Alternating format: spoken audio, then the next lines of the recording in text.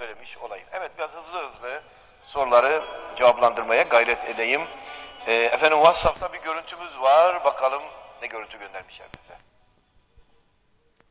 Rahmetullah, Allah'ın rahmeti, bereketi üzerinize olsun. Kıymetli hocam, ben seni seviyorum.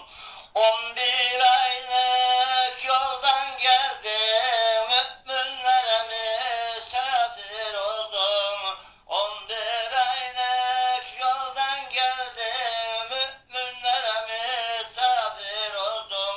Seva geldin, hoşça geldin, merhaba ya şükrü Ramazan. 11 ayın sultanısın, müminleri iradısın. 11 ayın sultanısın, müminleri miradısın.